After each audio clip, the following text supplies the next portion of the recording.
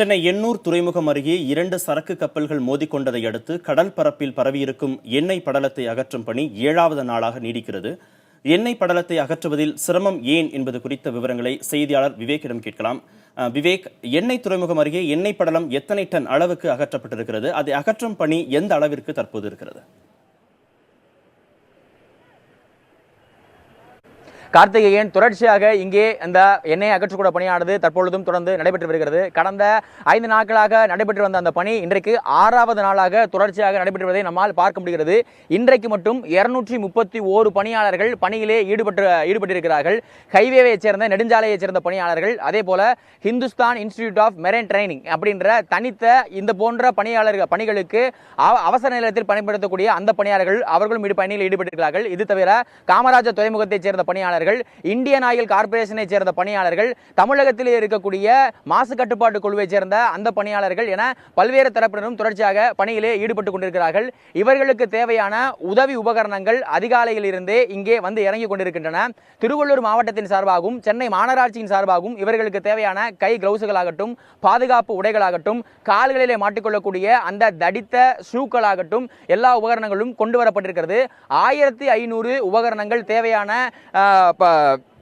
அவர்களுக்கு தேவையான மற்ற உதவிப் பொருட்கள் இங்கே வந்திருப்பதாக அதிகாரிகள் நம்முடைய தெரிவித்திருக்கிறார்கள். 231 பணியாளர்கள் தொடர்ச்சியாக பணியில் ஈடுபடுத்திக் கொண்டிருக்கிறார்கள். இது தவிர ஃபயர் சர்வீஸும் இங்கே கொண்டு வரப்பட்டிருக்கிறது. இந்த எண்ணெயானது இந்த கடல் பரப்பில் மேலாக தொடர்ச்சியாக இருப்பதன் காரணமாக கடலிலே தீப்பிடிக்கக்கூடும் என்கிற ஒரு அபாயம் முதல் நாளில் இருந்து இருந்து கொண்டிருக்கிறது. தற்பொழுது நம்மால் நேரடியாக பார்க்க முடிகிறது. இந்தியன் கோஸ்டல் கார்டனுடைய அந்த ஹெலிகாப்டர் வாகனம் இங்கே வந்து நேரடியாக மேலே இருந்து தற்பொழுது அந்த பணியிலே ஈடுபட்டுக் கொண்டிருக்கிறார்கள். மேலே இருந்து ஆய்வு செய்யக்கூடிய பணிகளை முதல் நாளிலிருந்தே ஈடுபட்டு வருவதாக இங்கே இருக்கக்கூடிய இந்தியன் கோஸ்டல் கார்டை சேர்ந்த அதிகாரிகள் நமக்கு முன்னமே தெரிவித்திருந்தார்கள். முதல் நாள் பார்க்கிற பொழுது அந்த காமராஜர் துறைமுகத்தினுடைய அதிகாரியான பாஸ்கரன் சார் அவர் நமக்கு தவறுகளை வழங்கிய பொழுது மெல்லிய படலமாகத்தான் அந்த டீசல் இருந்தது. அந்த டீசல் மெல்லிய படலமாக இருந்த காரணத்தினால் அது வெளியாக அகற்றப்பட்டுவிடும் என்ற ஒரு நம்பிக்கையை தெரிவித்திருந்தார். மேலும் ஹெலிகாப்டர் மூலமாக தொடர்ச்சியாக கண்காணித்துக் கொண்டிருப்பதனால் அதனுடைய பரப்பளவை நாங்கள் கண்காணித்துக் கொண்டிருக்கிறோம் என்ற ஒரு தகவலையும் தெரிவித்திருந்தார். தற்பொழுது அதனுடைய பரப்பளவு இங்கே நாம் இருக்கக்கூடிய எண்ணூர் துறைமுகத்துக்கு அருகே இருக்கக்கூடிய ராம்நகர் குப்பம் அந்த பகுதியினுடைய பாறைக்கல் பகுதியிலே தேங்கி இருக்கிறது. நேற்றைக்கு அமைச்சர்கள் வந்த பொழுது இங்கே பூமர்களை அமைத்து ஓரளவு அந்த பரவலானது தடுக்கப்படுவதற்கேற்ற ஏற்பாடுகளை செய்திருந்தார்கள். ஆனால் அந்த பரவலையும் தாண்டி அவர்கள் அந்த பூமர்களை அமைத்திருந்த பகுதியையும் தாண்டி மேற்கொண்டு இன்னமும் அந்த எண்ணெய் பிசுபிசுகளானது எண்ணெய் கழிவுகளானது வந்து சேர்ந்து கொண்டே இருக்கின்றன. நடுக்கடலிலிருந்தே வரக்கூடிய அந்த அலை ஓட்டத்தில் அந்த கழிவுகள் வந்து சேர்ந்து கொண்டே இருப்பதை நம்மால் பார்க்க முடிகிறது. பொதுவாக கார்த்திகேயன், இது போன்ற ஒரு விபத்துகள் நடைபெற பொழுது 4 விதமான நடவடிக்கைகள் அவர்கள் கையாளுகிறார்கள்.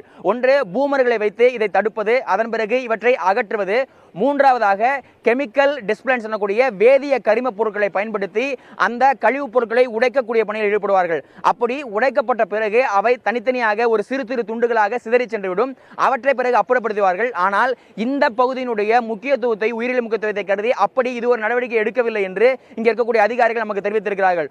ஒருவேளை வேதிய கரிம பொருட்கள் பயன்படுத்தக்கூடிய பட்சத்தில் அதற்கு அடுத்த கட்டமாக உயிரிய கரிம பொருட்களும் இங்கே பயன்படுத்தப்பட்டு கடல் சமநிலைப்படுத்தப்படும். அநேகமாக பாஸ்பரஸ் அல்லது நைட்ரஜன் 2 பொருட்களையும் சேர்த்து கூட இங்கே பயன்படுத்துவதற்கான வாய்ப்புகள் இருக்கிறது. கார்த்திகேயன், எண்ணெய் படலத்தை அகற்றும் பணி 7வது நாளாக நடைபெற்று வருகிறது. இன்னும் எத்தனை நாட்களுக்கு இந்த பணி நடைபெற வாய்ப்பு இருக்கிறது? மாணவர்களும் தன்னார்வலர்களும் இந்த பணியில் ஈடுபட்டிருக்கிறாங்க. அவங்களுடைய எண்ணிக்கை, அவங்களுடைய ஒத்துழைப்பு இன்னும் அதிகமாக தேவைப்படுகிறதா?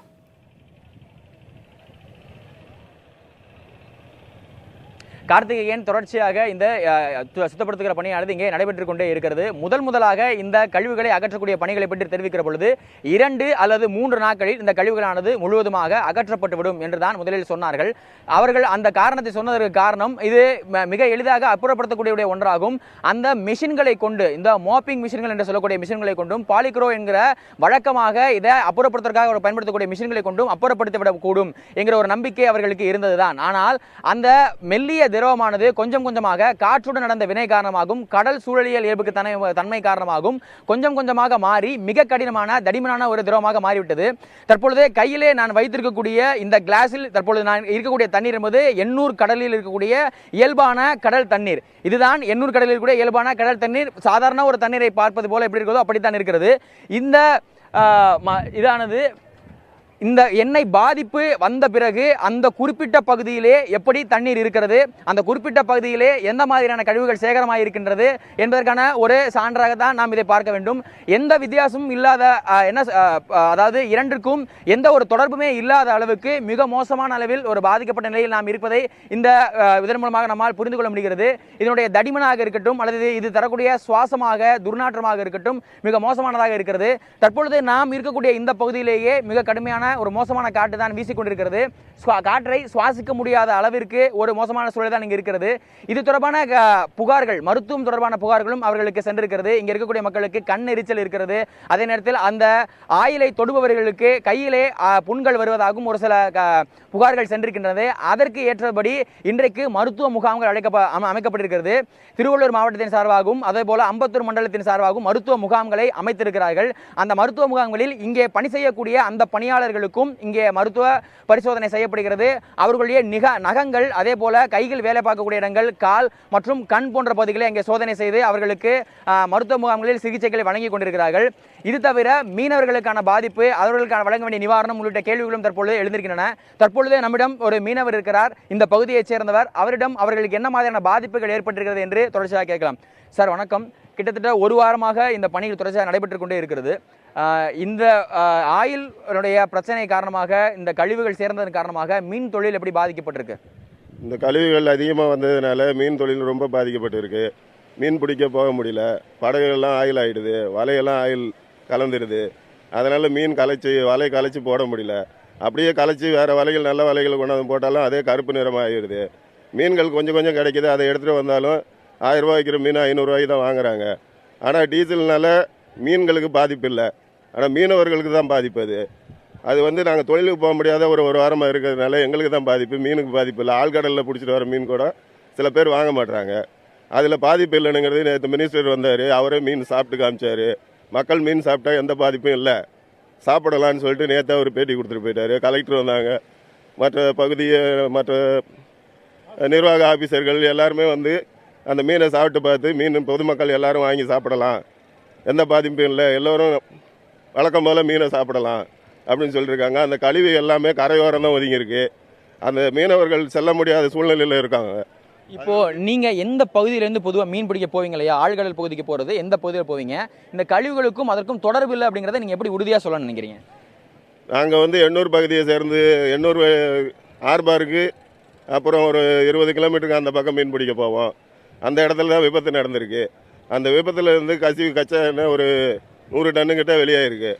அது எண்ணூர் பகுதியிலேருந்து திருவான்மூர் வரைக்கும் பரவி இருக்கிறது. அதனால் எல்லா மீனவர்களும் பாதிக்கப்பட்டு தான் இருக்காங்க.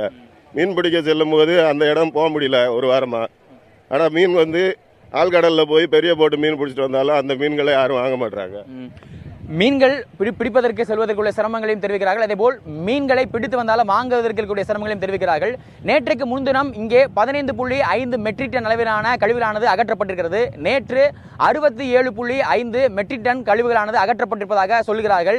இன்றைக்கு இருக்கக்கூடிய அளவின் அடிப்படையில் 32 மெட்ரிக் டனில் இருந்து 45 மெட்ரிக் டன் வரையில் கழிவுகளானது தற்பொழுதைய சூழ்நிலை அடிப்படையில் இங்கே இருக்கக்கூடும் என்று திருவள்ளூர் மாவட்டத்திலிருந்து இதை சுத்தப்படுத்துவதற்காக வந்திருக்கக்கூடிய மாவட்ட அதிகாரிகள் நம்முடைய தெரிவித்திருக்கிறார்கள். அந்த 45 மெட்ரிக் டன் என்பதுதான் அளவு என்பதாக இருந்தால் அதை இன்றைக்கே முழுமையாக சுத்தப்படுத்துவதற்கான பணியிலையும் அவர்கள் ஈடுபட்டிருக்கிறார்கள். கார்த்திகேயன்.